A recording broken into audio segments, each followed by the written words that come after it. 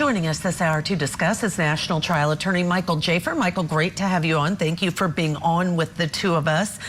These text messages, Julia already mentioned that it's a little reminiscent of the Karen Reed trial. These are messages. This is the Director of Victim Services, and I cannot think of a single time that I've seen that particular role on the stand testifying in a way like this as to texts that she had sent, arguably for the defense to try to say that there was a bias, that they'd already made up their mind about bad things about the defendant.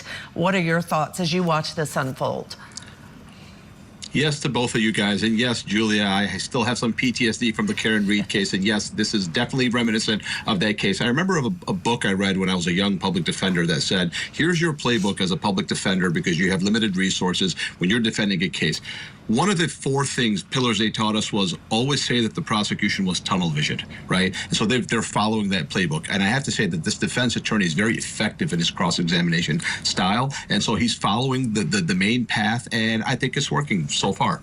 Are we building towards him taking the stand? I mean, they're taking a very particular way. They're not saying, I mean, they are saying that Juliana is just a liar, but I think they have to say that she's the one who did this all by herself because there's still a lot of evidence here that isn't explained.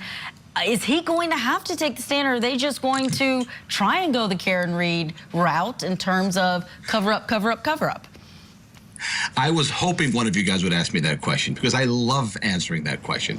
And I am a maverick on this, and the answer is yes, absolutely. He has to take the stand no matter what happened before, no matter what happened after. I thought he had to take the stand before the trial began.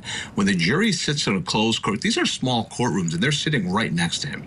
If they're going to walk the plank and other witnesses are going to walk the plank and they're going to take time off their lives, 2 weeks, 3 weeks, and you sit there mute, they're going to hold it against you. He was like a tax investigator, right? So they're definitely going to hold it against him. If I was this attorney, I'd say, dude, you got to take the stand. I think he should take the stand. I don't know if he will.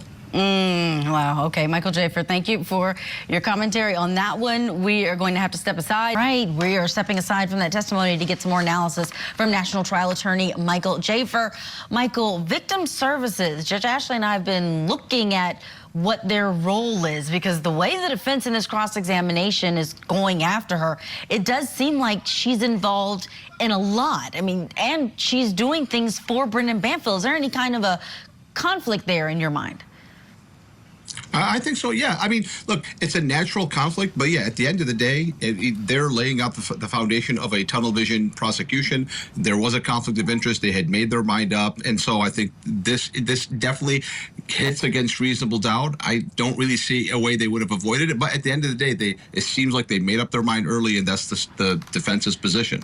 All right, so Michael, I haven't asked you about this case yet. Usually you have a pretty good, strong opinion about which side has done a better job, which you think might be successful. Knowing we haven't heard all of the evidence from the defense yet, do you think the state had a strong enough case at this point to prove he did this murderers beyond a reasonable doubt?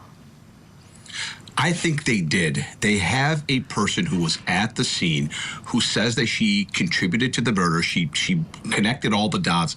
I think they did their job to connect the dots well. Whether or not the defense, however, has been able to break it down, it's yet to be seen. This is a tough case. To me, Judge Ashley, I could imagine the jury thinking that Julia Margulies exaggerated a lot. It's going to be hard to get them to believe that she made the whole thing up completely. I think that the prosecution has had the stronger case so far. Even though the defense, the facts were given to them, they're doing the best they can. But I think the state has a slam dunk here. And they should be getting this case pretty soon. I mean, how much more do you think we're going to hear from the defense outside of the defendant testifying or not? So far, we've heard from a lot of investigators or people that they say were part of this colluded effort against the defendant. But where else can they go in this?